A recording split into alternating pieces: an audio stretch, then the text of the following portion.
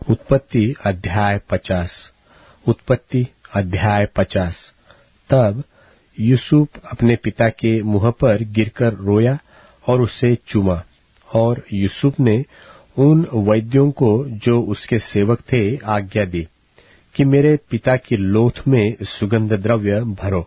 तब वैद्यों ने इस्राएल की लोथ में सुगंध द्रव्य भर दिए और उसके 40 दिन पूरे हुए, क्योंकि जितनी लोथ में सुगंध द्रव्य भरे जाते हैं उनको इतने ही दिन पूरे लगते हैं।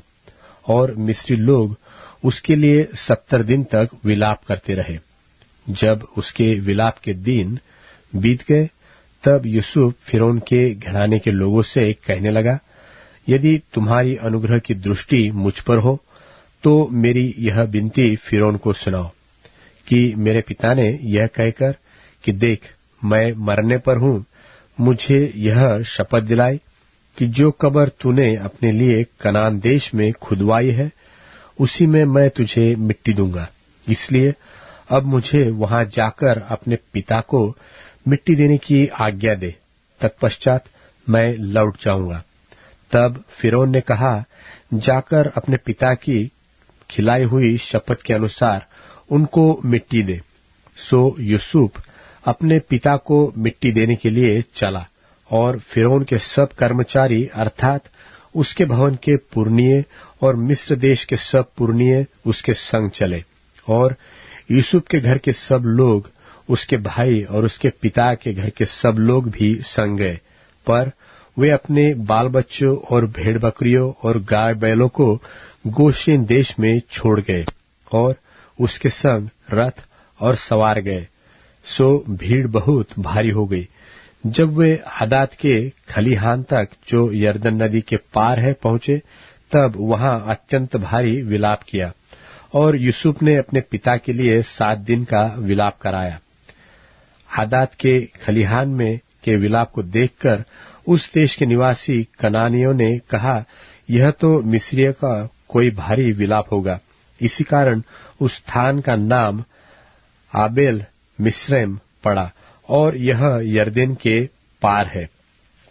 और इस्राएल के पुत्रों ने उससे वही काम किया जिसकी उसने उनको आज्ञा दी थी, अर्थात उन्होंने उसको कनान देश में ले जाकर मकपेला की उस भूमि वाली गुफा में जो ममरे के सामने है मिट्टी दी, जिसको इब्राहिम ने हित्ती एप्रोन के हाथ से इस निमित्त मोल लिया था कि वह कब्रिस्तान के लिए उसकी निज भूमि हो। अपने पिता को मिट्टी देकर यूसुफ अपने भाइयों और उन सब समेत जो उसके पिता को मिट्टी देने के लिए उसके संग गए थे मिस्र में लौट आया। जब यूसुफ के भाइयों ने देखा कि हमारा पिता मर गया है, तब कहने लगे, कदाचित यूसुफ अब हमारे पीछे पड़े और जितनी बुराई हमने उसके की थी सबका पूरा पलटा हमसे ले। इसलिए उन्होंने यूसुफ के पास यह कहला भेजा कि तेरे पिता ने मरने से पहले हमें यह आज्ञा दी थी कि तुम लोग यूसुफ से इस प्रकार कहना कि हम विनती करते हैं कि तू अपने भाइयों के अपराध और पाप को क्षमा कर।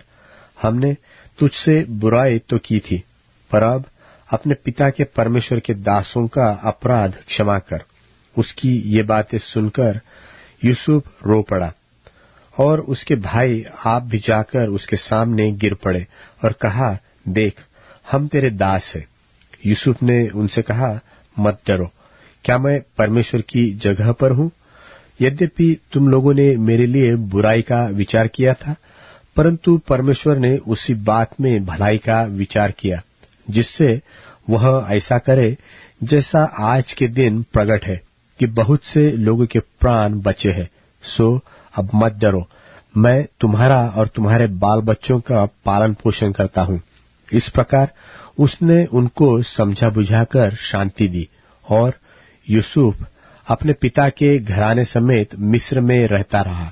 और यूसुफ 110 वर्ष जीवित रहा और यूसुफ एप्रैम के परपोतों तक देखने पाया।